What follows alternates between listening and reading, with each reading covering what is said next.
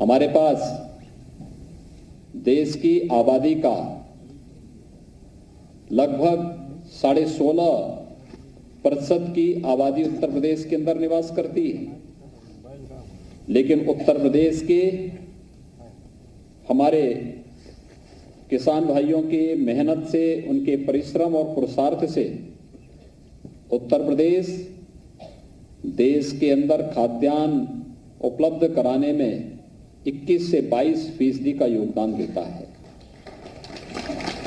ये बगैर परिश्रम और पुरुषार्थ के संभव नहीं।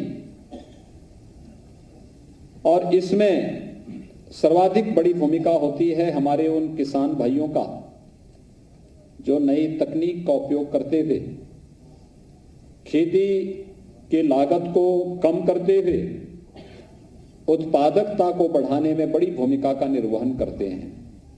मैंने देखा है एक हेक्टेयर खेती में 100 कुंटल से अधिक धान उत्पन्न करना, 95 से 100 कुंटल के बीच में गेहूं का उत्पादन करना, प्रति हेक्टेयर 800 से 1000 कुंटल गन्ने का उत्पादन करना, यह अपने आप में लोगों के लिए एक कौतूहल और आश्चर्य का विषय होता है। लेकिन उत्तर प्रदेश के हमारे प्रगतिशील किसानों ने प्रदेश के कृषि विश्वविद्यालयों के साथ, कृषि विज्ञान केंद्र के साथ बेहतर समन्वय के माध्यम से करके दिखाया है।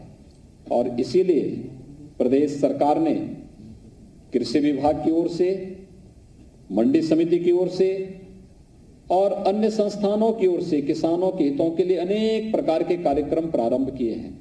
आज आपने देखा होगा, इस कार्यक्रम के पहले हम लोगों ने चौधरी साहब की प्रतिमा पर माल्यार्पण करने के बाद प्रदेश के कुछ किसानों को ट्रैक्टर उपलब्ध कराए।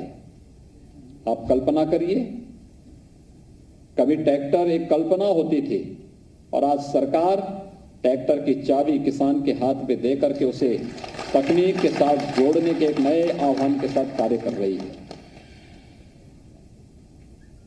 आज तो कृषि क्षेत्र में कितना परिवर्तन हो रहा है। मुझे याद है जब 2017 में प्रदेश के अंदर सरकार बनी, भारत सरकार प्रदेश को 20 कृषि विज्ञान केंद्र देना चाहती थी। पिछली सरकारों ने लिया ही नहीं। आज मैं कृषि मंत्री जी को और उनकी पूरी टीम को धन्यवाद देता हूं कि उन्होंने 20 के 20 कृषि विज्ञान केंद्र लिए और 20 के 20 कृषि विज्ञान केंद्र आज धरती पर किसानों को तकनीक का ज्ञान उपलब्ध कराने की एक निर्णायक भूमिका के साथ कार्य करते हुए दिखाई दे रहे हैं। कृषि विज्ञान केंद्रों को कृषि विश्वविद्यालयों के साथ जोड़ना और कृषि विश्वविद्यालयों के माध्यम से दुनिया के अंदर के अन्य उन देशों में जहां कहीं भी खेती किसानी के लिए कुछ भी नया हुआ है, कुछ भी नया अनुसंधान हुआ है, नया शोध हुआ है, उसको हम धरती पर, उत्तर प्रदेश की इस धरती पर उतारने का कार्य करेंगे। इस संकल्प के साथ आज हमारे कृषि विश्वविद्यालय कार्य कर रहे हैं। हमारे पास पहले से 4 कृषि विश्वविद्यालय हैं। अभी हाल ही में प्रधानमंत्री जी ने झांसी में एक केंद्रीय कृषि विश्वविद्यालय का उद्घाटन किया था। इससे पहले प्रदेश के अंदर बीएचयू का कृषि का जो संकाय था वह बेहतरीन तरीके से अपना योगदान दे रहा है। प्रदेश के अंदर आज के दिन पर 89 कृषि विज्ञान केंद्र अपने क्षेत्र में नई परिकल्पना के साथ, नई तकनीक के साथ किसानों की आमदनी को कई गुना बढ़ाने के संकल्प के साथ कार्य करते हुए दिखाई दे रहे हैं। और इसीलिए आपने देखा होगा कि केंद्र की सरकार पहले दिन से ही इस बात को लेकर के काम कर रही थी। जो कभी चौधरी साहब कहा करते थे कि देश की प्रगति का राज कहां से, खेतों और खलिहानों से होकर के गुजरता है। यानी भारत की प्रगति तब होगी जब इस देश का किसान प्रगतिशील होगा। भारत के अंदर समृद्धि तब आएगी जब किसान समृद्धिशाली होगा। भारत के जैसे कृषि प्रधान व्यवस्था ही भारत की अर्थव्यवस्था का आधार है। प्रधानमंत्री जी ने ही तो कहा, आत्मनिर्भरता का आधार हमारा लोकल प्रोडक्ट बनेगा, स्थानीय उत्पाद बनेगा। इसमें कृषि से जुड़ा हुआ भी है, सूक्ष्म लघु मध्यम उद्यम से भी जुड़ा हुआ है, और ये सभी हमारे गांवों में बसता है, कस्बों में बसता है। औद्योगिकीकरण का यह आधार बनता है, व्यापक रोजगार की संभावनाओं को यह आगे बढ़ाता है। और इसीलिए उन्होंने किसान को तकनीक के साथ जोड़ने के लिए ही मृदा परीक्षण के कार्यक्रम को प्रारंभ किया, प्रधानमंत्री फसल बीमा योजना को आगे बढ़ाया, प्रधानमंत्री कृषि सिंचाई योजना को हर खेत तक पानी पहुंचाने के कार्य को युद्ध स्तर पर आगे बढ़ाया, किसानों के जीवन में खुशहाली कैसे लाई जाए, लागत का 1.5 गुना दाम किसान को मिल सके, एमएसपी, ये प्रधानमंत्री मोदी जी की सोच का परिणाम है। और यही नहीं भाइयों बहनों, आवश्यकता पड़ी कि किसान के जीवन में और भी परिवर्तन करने हैं, उसे किसी भी प्रकार के बिचौलिए से, साहूकारों से मुक्ति मिल सके। इसके लिए भी जब उसे सुविधा उपलब्ध करानी थी तो प्रधानमंत्री किसान सम्मान निधि किसानों को देने में प्रधानमंत्री जी ने कोई संकोच नहीं किया। आप जानते हैं, किसान सम्मान निधि में एक बार में यानी साल में 6,000 रुपए हर किसान के खाते में देने की व्यवस्था, यानी हर 4 महीने में, इस साल में 3 बार 2-2 हजार रुपए की 3 किस्त किसान के खाते में जाएगी। 4 महीने में एक बार 2,000 रुपए हर किसान के खाते में जाने की व्यवस्था। और एक बार में हर 4 महीने में जब किसान के खाते में 2,000 रुपए दिए जाते हैं तो एक बार में कितना खर्च होता है मालूम आपको? 18,000 करोड़ रुपए। 18,000 करोड़ रुपए हर चौथे महीने में प्रधानमंत्री जी के द्वारा सीधे किसानों के बैंक अकाउंट में, किसान के खाते में दिया जाता है, जिससे हमारा अन्नदाता किसान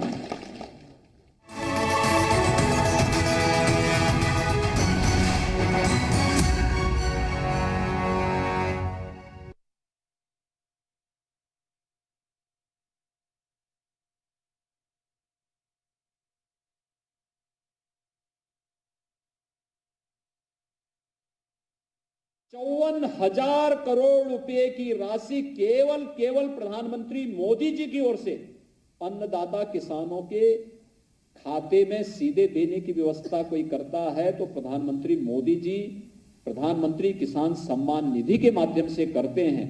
अभी परसों 18,000 करोड़ रुपए प्रधानमंत्री मोदी जी आपके अकाउंट में फिर से भेजने वाले हैं। ये केवल इसलिए कि किसान के चेहरे पर खुशहाली लाई जा सके, उसके लिए समृद्धि का मार्ग खोला जा सके। और उसी तर्ज पर प्रदेश के अंदर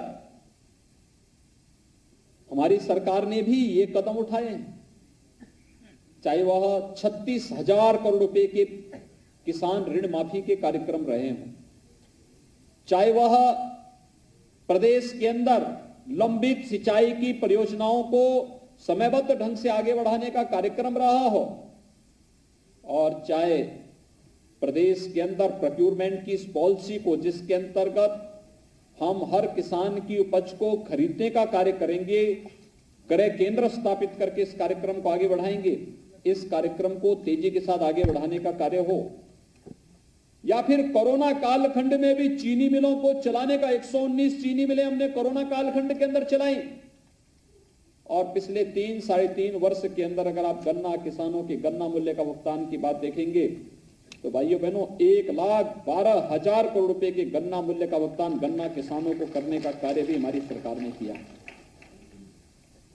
1,12,000 करोड़। देश के अंदर कई राज्यों का वार्षिक बजट नहीं जितना हमारे गन्ना किसानों के खाते में सीधे गन्ना विभाग के द्वारा उपलब्ध कराया गया।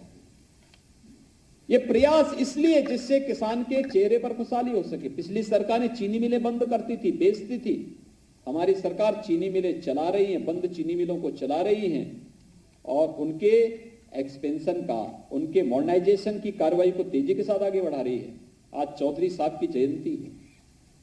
चौधरी साहब के स्वयं की कर्मभूमि में रमाला की चीनी मिल 30 वर्षों से इंतजार कर रही थी कि इस चीनी मिल का पुनरुद्धार हो, उस चीनी मिल का नवीनीकरण हो, उसका विस्तारीकरण हो। लेकिन किसानों के नाम पर राजनीति करने वाले लोग जब सत्ता में आते हैं तो मौन हो जाते थे, कभी चिंता नहीं करते थे, कभी भी इस बात की चिंता नहीं करते थे। मैं धन्यवाद दूंगा गन्ना मंत्री को, उन्होंने चौधरी साहब की कर्मभूमि की चीनी मिल को विस्तारीकरण के 50,000 कुंटल गन्ने की प्रतिदिन पेराई हो सके, 27 मेगावाट बिजली वहां बन सके, इस कार्यक्रम को मजबूती के साथ आगे बढ़ा दिया। और उस कार्य को पिछले वर्ष संपन्न करके चीनी मिल बहुत अच्छे स्तर पर आगे चल करके चौधरी साहब के प्रति अपनी श्रद्धांजलि अर्पित कर रही है। ये सभी कार्य इसलिए कि प्रदेश के किसानों के चेहरे पर खुशहाली कैसे लाई जा सकती है, खेती से, किसानी से, बागवानी से, या फिर पशुपालन से, मत्स्य पालन से, जिससे भी हो सके उस प्रकार का एक प्रयास केंद्र और प्रदेश सरकार के द्वारा जो निरंतर आगे बढ़ाया गया है, उसी क्रम का हिस्सा है, उसी का कार्यक्रम, एक सम्मान दिवस उसी का हिस्सा है। हर हाल में किसान के चेहरे पर खुशहाली लाना, और भाइयों बहनों, किसान के चेहरे पर खुशहाली लाने के लिए ही आज कृषि क्षेत्र में तेजी के साथ सुधार के लिए प्रधानमंत्री जी के प्रयास से, उनके मार्गदर्शन से केंद्र सरकार ने 3 कृषि कानूनों में भी व्यापक सुधार किए। लेकिन जिन्हें किसान की प्रगति अच्छी नहीं लगती, देश का विकास अच्छा नहीं लगता, किसान के चेहरे पर खुशहाली अच्छी नहीं लगती, उन लोगों ने गुमराह करके किसानों को भड़काने का काम भी शुरू कर दिया। ये बार बार कहा जा रहा है कि एमएसपी समाप्त नहीं होगी, लेकिन तब भी गुमराह किया जा रहा है एमएसपी के नाम पर। बार बार कहा जा रहा है कि मंडियां समाप्त नहीं होंगी, लेकिन तब भी इसके नाम पर गुमराह करने का प्रयास किया जा रहा है। यानी ये कहा जा रहा है मंडियां चलेंगी, मंडी को तो तकनीक के साथ जोड़ने का कार्य, ई नाम के साथ जोड़ने का कार्य प्रधानमंत्री मोदी जी ने किया, लेकिन तब भी गुमराह किया जा रहा है कि मंडी बंद हो जाएगी। ये कैसी राजनीति कि किसान के हित के लिए किए जा रहे प्रयास, चाहे वह कॉन्ट्रैक्ट खेती का हो, मंडियों का हो, एमएसपी का हो, किसान के हित के प्रतिकूल कुछ भी नहीं होने देंगे।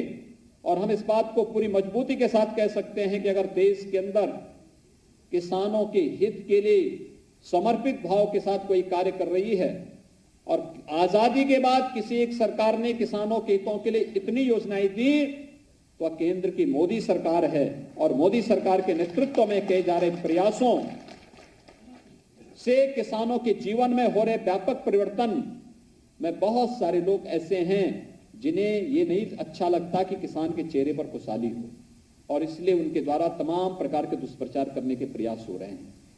मैं आज के इस अवसर पर आप सभी किसान भाइयों बहनों से इस बारे में कहना चाहता हूं। एपीएमसी एक्ट के अंतर्गत एक प्रावधान दिया जा रहा है कि किसान अब केवल मंडी में ले जाने के लिए अपने उत्पाद के लिए मजबूर नहीं होगा।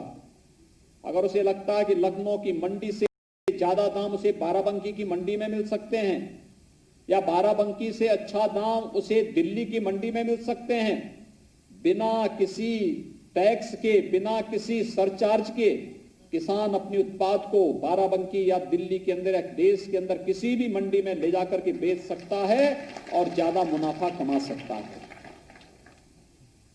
फसल तैयार होने के पहले ही अपनी उस फसल को बेचने का अधिकार किसान के पास होगा।